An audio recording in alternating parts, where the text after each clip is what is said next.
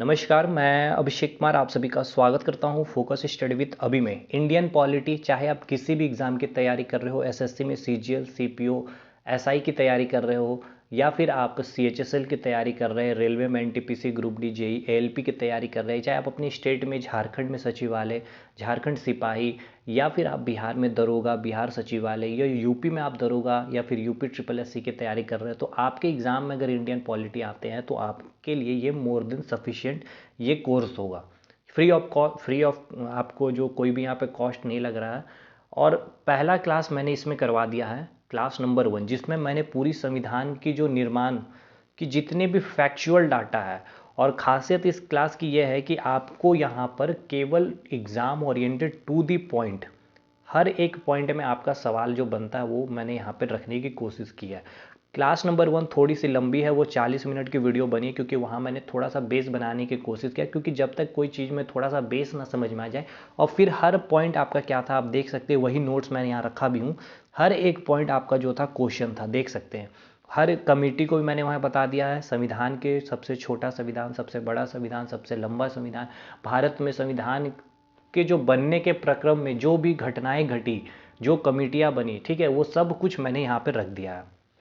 तो आज class number 2 होगा, और इस क्लास नंबर 2 में हम खत्म करने वाले हैं प्रस्तावना को, यानी कि प्रियम्बल। ठीक है, प्रियम्बल को आज खत्म कर देंगे, और टू दी पॉइंट। तो सबसे पहले हम थोड़ा सा बेस बनाने की कोशिश करेंगे। क्लास नंबर 1 आपको देख लेना, लिंक डिस्क्रिप्शन बॉक्स में मिलेगा। देखिए, जब आप कोई किताबें खरीद करके आते हो तो कम से कम 300 या 400 या 200 पेजेस की वो किताबें होती है।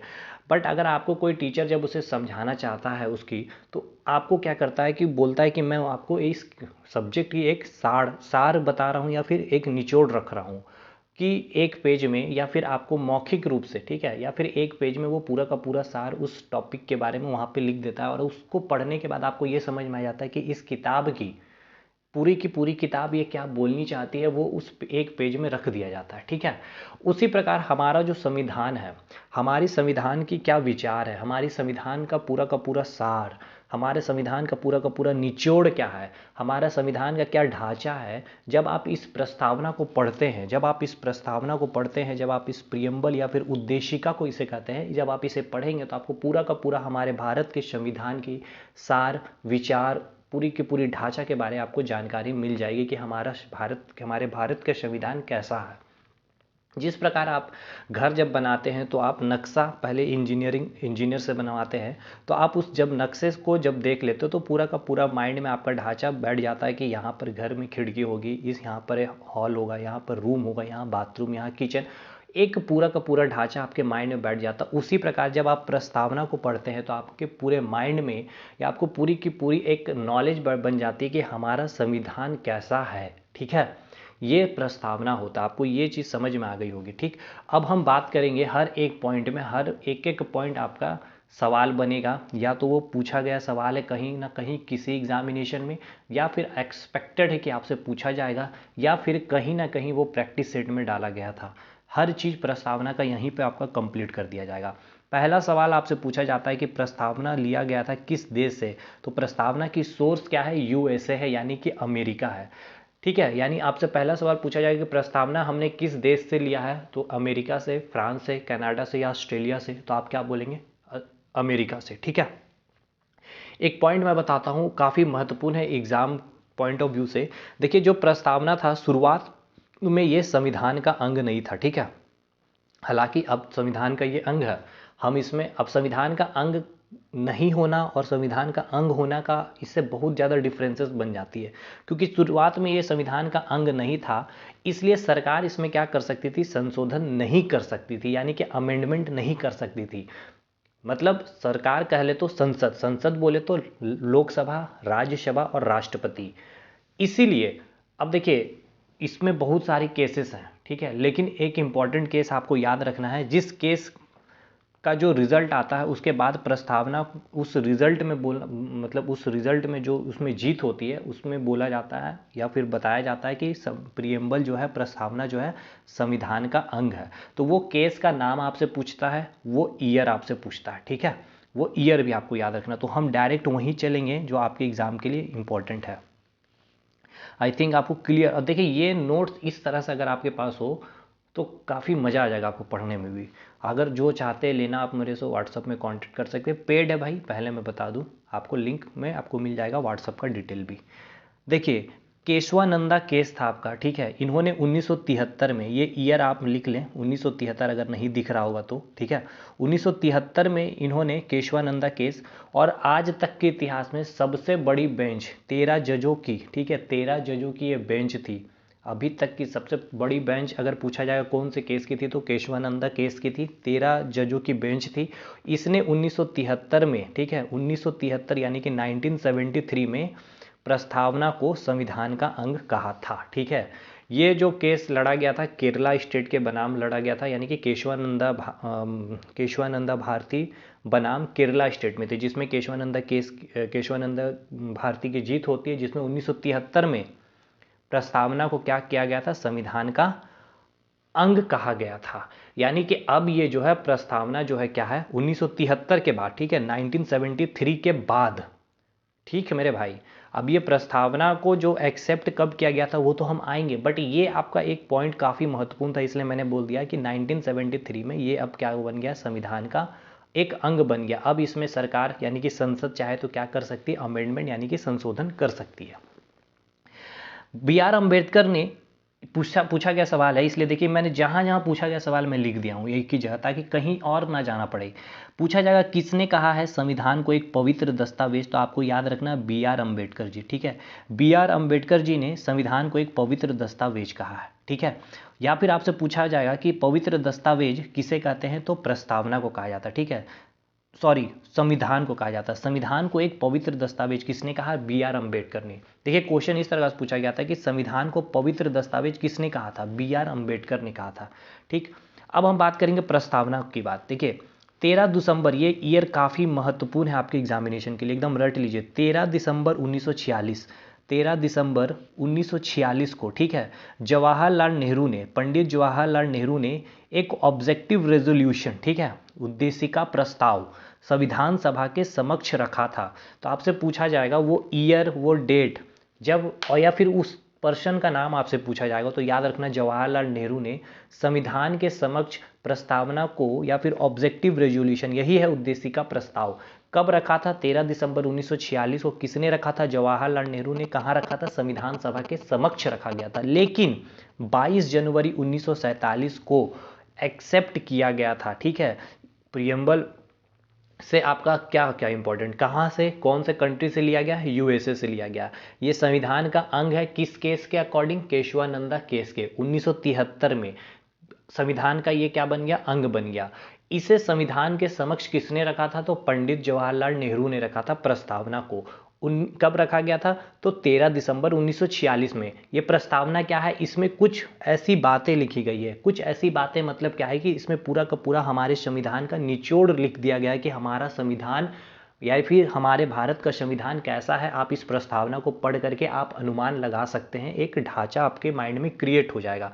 तो इसमें जो बातें लिखी गई थी मोतीलाल नेहरू, तो खैर वो इंपॉर्टेंट नहीं है, आपको ये याद रखना है कि प्रस्तावना को संविधान के समक्ष कब रखा गया था, या फिर संविधान में कब, 13 दिसंबर 1946 को जवाहरलाल नेहरू ने संविधान सभा में पेश किया था। कब किया था, 13 दिसंबर 1946 को। मैं याद कराते चल रहा हूं भाई। दूसरी बात, इसे एक्सेप्ट कब किया गया था, तो 22 जनवरी 1947 को इसे संविधान सभा के द्वारा एक्सेप्ट कर लिया गया था। संविधान सभा का यह अंग कब बना था, देखिए मेरे भाई, 46 को तो संविधान सभा में पेश किया गया था पंडित जवाहरलाल नेहरू के द्वारा। 1947 में इसे संविधान सभा के द्वारा एक्सेप्ट कर लिया गया। अब ये जब एक्सेप्ट किया गया तो ये संविधान का अंग नहीं है, लेकिन 1973 केशवानंदा केस के बाद अब ये क्या हो गया, संविधान का एक अंग बन गया। अब इसमें क्या कर सकते हैं, हम अमेंडमेंट कर सकते हैं, और यही हम दिखाएंगे आपको अमेंडमेंट करके इंदिरा गांधी की सरकार क्या क्या चीजें करती है। काफी इंपॉर्टेंट है भाई और आपके एग्जाम के लिए महत्वपूर्ण है। अब एक यहां से महत्वपूर्ण पॉइंट निकलता है कि प्रस्तावना में जो, देखिए प्रस्तावना का जो विचार है, ठीक है, प्रस्तावना का जो विचार है, ये 2 पॉइंट एकदम मतलब लिख लीजिए, यहाँ लिखा हुआ नहीं है बट हम आपको बता रहे हैं। प्रस्तावना का जो विचार है, ठीक है, प्रस्तावना का जो विचार है वो किस कंट्री से लिया गया है, तो याद रखना आपको, यानी कि प्रस्तावना में जो बातें लिखी गई है उस बातों को जब आप पढ़ेंगे तो उससे जो आपका विचार निकलता है वो विचार किस कंट्री से लिया गया, तो यूएसए से लिया गया है। दूसरी बात, प्रस्तावना का जो भाषा है, मतलब प्रस्तावना में जो भाषा का जो यूज किया गया, ठीक है, वो भाषा किस कंट्री से लिया गया है? तो प्रस्तावना में मतलब कुछ ऐसी भाषाएं हैं जो ऑस्ट्रेलिया से ली गई थी, ठीक है। तो इसलिए पूछता है कि प्रस्तावना का विचार किस कंट्री से लिए हैं? तो यूएसए से। प्रस्तावना किस कंट्री से लिए हैं? यूएसए से। प्रस्तावना में कुछ भाषाएं जो है ऑस्ट्रेलिया से हमने लिया, ठीक है, कुछ भाषाएं ऐसी लिखी है जो ऑस्ट्रेलिया से हमने ली है। तो 3 चीज आपको याद रखना है, 3 चीज आपसे पूछता है सोर्स, एज ए सोर्स, ठीक है, पहला, दूसरा, तीसरा। आगे हम और चौथा भी याद करवाएंगे, पांचवा भी याद करवाएंगे, छठा भी याद करवाएंगे, पर लेकिन अभी 3 याद रखना है। प्रस्तावना कहाँ से लिए हैं? यूएसए से लिए। प्रस्तावना का विचार किस कंट्री से है? यूएसए से लिए हैं। इसमें जो भाषा लिया गया है कौन से कंट्री से? ऑस्ट्रेलिया से। बात खत्म मेरे भाई, आगे चलेंगे हम लोग। 15 मिनट में इस लेक्चर को कंप्लीट करना है मुझे। डॉक्टर बी आर अम्बेडकर ने, अब देखिए एक याद रखना आपको, प्रस्तावना को भारत संविधान की, भारतीय संविधान की आत्मा या फिर हृदय कहा जाता है, ठीक है। तो बोला जाएगा आपको या पूछा जाएगा आपसे, ठीक है, किसे हम भारत के संविधान की आत्मा कहते हैं या फिर हृदय कहते हैं? तो याद रखना, preamble is a soul and heart of Indian constitution, ठीक है मेरे भाई। लेकिन लेकिन लेकिन जो बी आर अम्बेडकर थे, इन्होंने संविधान को क्या कहा? पवित्र दस्तावेज। लेकिन according to B R Ambedkar इन्होंने किसको कहा है संविधान का आत्मा? तो आपको याद रखना है राइट टू कॉन्स्टिट्यूशनल रेमेडीज, ठीक है, संवैधानिक उपचारों के अधिकार को इन्होंने क्या कहा है? संवैधानिक उपचारों के अधिकार को इन्होंने क्या कहा है? आत्मा कहा है, संविधान की आत्मा कहा। मेरे भाई यहाँ कंफ्यूज नहीं, बहुत अच्छा क्वेश्चन बनता है। Preamble is a soul and heart of Indian constitution. आपसे पूछा जाएगा कि भारत की, भारतीय संविधान की आत्मा किसे कहते हैं? तो प्रस्तावना को कहते हैं। भारतीय संविधान का हृदय किसे कहते हैं? तो प्रस्तावना कहते हैं। लेकिन according to B R Ambedkar ने किसे कहा है भारतीय संविधान की आत्मा? तो राइट टू कॉन्स्टिट्यूशनल रेमेडी, यानी कि संवैधानिक उपचारों के अधिकार। अब यहाँ पे थोड़ा सा मैंने यहाँ पे पॉइंट इंक्लूड करने का कोशिश किया कि ये किस आर्टिकल के अंदर आता है और किस भाग के अंदर आता है। तो आर्टिकल 32 और पार्ट 3, बहुत बहुत इंपॉर्टेंट एनटीपीसी में पूछा गया सवाल है आपका भाई। आ जाइए आगे। प्रियम्बल को एक और नाम से हम जानते हैं जिसे हम कहते हैं संविधान की कुंजी। तो आपसे पूछा जाएगा कि संविधान की कुंजी हम किसे कहते हैं या फिर संविधान की कुंजी से हम किसे जानते हैं? तो प्रस्तावना को जानते हैं। अब आइए मेरे भाई, देखिए यहाँ पे इसको अभी हटाते हैं, यहाँ पे अभी हम आते हैं, एक क्वेश्चन आपसे पूछता है। चलिए क्वेश्चन को हटाते हैं, सबसे महत्वपूर्ण बिंदु पे अभी आते हैं। प्रस्तावना में जो बातें लिखी गई है या फिर जो भारत के संविधान की जो हम मूल ढांचा की बात करते हैं, इसको पढ़ने के बाद इसमें क्या बातें ऐसी लिखी गई है जिसको पढ़ने के बाद आपको पूरा का पूरा भारतीय संविधान की ढांचा के बारे में जानकारी मिल रही है। तो पहला जो वर्ड लिखा ही गया है, we the people of India, यानी कि हम भारत के लोग। इसका कहने का अर्थ क्या है? हम भारत के लोग, मतलब क्या है कि संविधान की जो शक्ति है, ठीक है, संविधान की जो भी पावर है उसकी सोर्स क्या है? जैसे कि हमारे पूरे अर्थ में जो एनर्जी का सोर्स क्या है? तो सनलाइट है। उसी प्रकार ये जो संविधान की जो पावर है, संविधान में जो बातें लिखी गई है, जो पावर है, उसकी सोर्स क्या है? तो हम और आप, यानी कि जनता है। यानी कि यही पहला वर्ड लिखा गया, we the people of India. तो पूछा जाएगा कि हम भारत के लोग, we the people of India, किस कंट्री से लिया गया है ये? तो ये यूएसए से लिया गया। भाई 4 पॉइंट मैंने बता दिया है। सोर्स प्रियम्बल का यूएसए, विचार यूएसए, भाषा ऑस्ट्रेलिया, हम भारत के लोग यूएसए। क्लियर और नॉट क्लियर ही होगा आपको।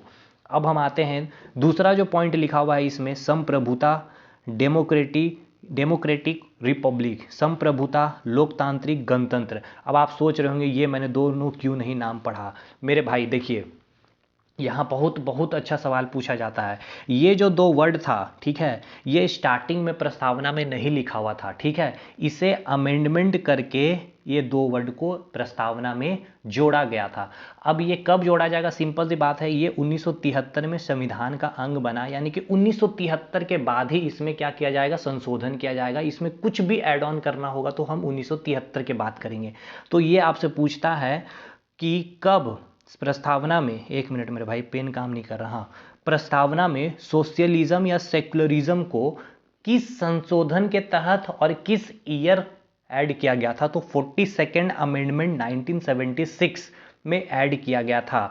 तो या फिर आपसे पूछा जाएगा कि शुरुआत में प्रस्तावना में क्या नहीं था? सोवरेन, डेमोक्रेटिक, रिपब्लिक या सेक्युलरिज्म या फिर सोशलिज्म, दोनों में से कोई एक ऑप्शन। तो ये बहुत अच्छा क्वेश्चन बना हुआ था भाई इस बार एनटीपीसी में, सीजीएल में यहाँ तक पूछा गया ये सवाल।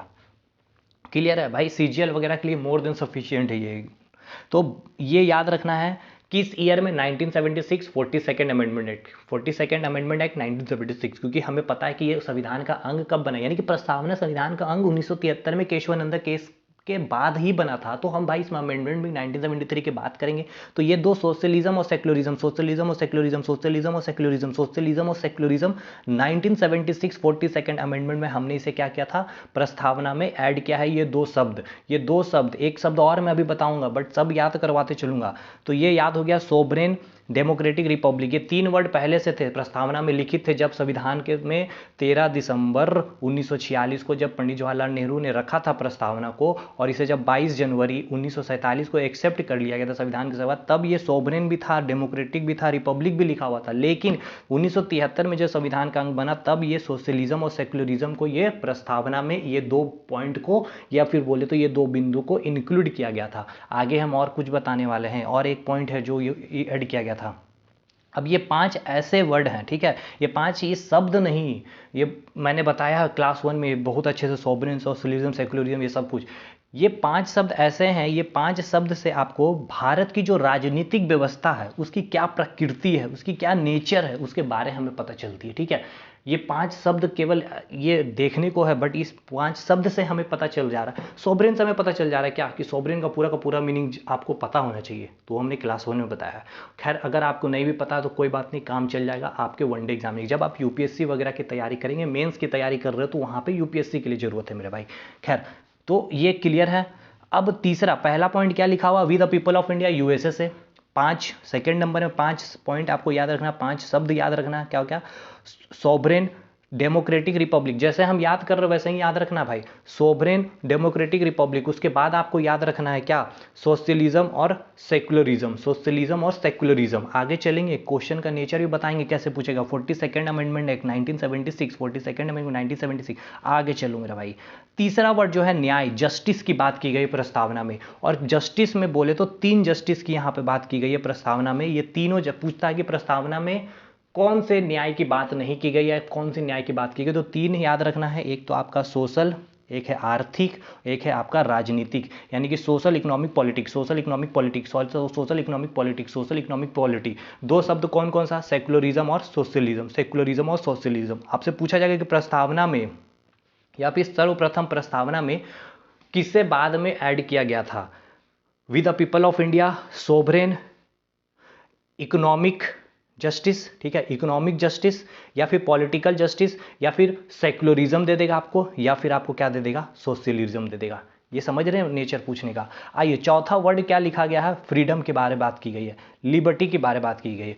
अच्छा ठीक है मेरे भाई, फ्रीडम की बात की, आपसे पूछा जाएगा फ्रीडम में आपको क्या क्या बात की गई है? विचार, यानी कि आपका जो विचार है उसके आपको फ्रीडम है। एक्सप्रेशन, आपको अपने एक्सप्रेशन की फ्रीडम है। विश्वास, आप किसी चीज़ पे भी विश्वास कर सकते हैं, आपका कोई भी धर्म मानने पे भी फ्रीडम है। वर्शिप, उपासना, ये सब डिटेल में, लेकिन ये आपको ये याद रखना, फ्रीडम यानी कि स्वतंत्रता की बात की गई है प्रस्तावना में, स्वतंत्रता की बात की गई है मेरे भाई, बात की गई है। क्लियर है भाई? पांचवा जो वर्ड है आपका इक्वलिटी, इक्वलिटी यानी कि समानता। हर स्टेटस पद में, यानी कि आपका जो भी पद में है वहां पे आपको इक्वलिटी, इक्वल आपको दिया जाएगा। मतलब जो उस पद में हर अगर जैसे कि आप ग्रुप डी में, तो सभी ग्रुप डी के कर्मचारी को सैलरी वही मिलेगा। मतलब इक्वलिटी मेंटेन किया गया है, मेंटेन करना है, हमारी प्रस्तावना करती है, समानता करती है। अपॉर्चुनिटी अवसर, चाहे आप जनरल को, ओबीसी, सबको समान अपॉर्चुनिटी दिया जाना चाहिए उसके अकॉर्डिंग, ठीक है। तो अपॉर्चुनिटी की बात करती है, यानी कि समानता। Freedom, freedom, freedom, opportunity, freedom, equality, freedom, equality. छठा क्या है? फ्रेटर्निटी, फ्रेटर्निटी यानी कि बंधुत्व। Fraternity very very important. जब इसे एक्सेप्ट किया गया था, कब? 22 जनवरी 1947 को। तब बंधुत्व में केवल और केवल डिग्निटी ऑफ इंडिविजुअल, यानी कि स्वयं का आत्मसम्मान की बातें लिखी गई थी। लेकिन एक वर्ड 42वां संविधान, ठीक है, 42वां संविधान संशोधन 1976 के तहत जोड़ा गया था। इंटीग्रिटी को, अखंडता, यानी कि राष्ट्रीय अखंडता को। यूनिटी पहले से था, एकता की बात पहले से लिखी हुई थी, लेकिन इंटीग्रिटी को ऐड किया गया था। यानी कि 3 पॉइंट को याद रखना है। 42nd अमेंडमेंट 1976 के तहत ही, ठीक है, 42nd अमेंडमेंट 1976 के तहत प्रस्तावना में 3 वर्ड ऐड किया गया, सोशलिज्म, सेक्युलरिज्म और अखंडता, यानी कि क्या बोलेंगे?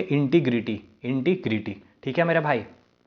ये सब तो हमने क्लास 1 में ही कर दिया कि ये सब क्या होता है, ये सब तो हमने समझा दिया। अब एक महत्वपूर्ण पॉइंट और में हम आपको याद करवा दें। देखिए भाई, कौन सा संविधान संशोधन को मिनी कॉन्स्टिट्यूशन कहा जाता है? तो याद रखना 42nd अमेंडमेंट को लघु संविधान या फिर मिनी कॉन्स्टिट्यूशन भी कहा जाता है, ठीक है। देखिए ऐसा इसलिए कहते हैं क्योंकि कहा जाता है कि जब इंदिरा गांधी की सरकार बनी थी 1976 में, इन्होंने 42nd इसी अमेंडमेंट के तहत कम से कम 200 प्लस आर्टिकल में बदलाव की थी, ठीक है, इसलिए इसे कहा जाता है मिनी कॉन्स्टिट्यूशन। अब एक और पॉइंट आपको याद रखना है क्या कि 42nd अमेंडमेंट एक्ट 1976 के अंतर्गत प्रस्तावना में वो 3 वर्ड बताइए जो ऐड किया गया, सोशलिज्म समाजवाद, सेक्युलरिज्म पंथ निरपेक्षवाद, और एक वर्ड आपको याद रखना है इंटीग्रिटी यानी कि अखंडता।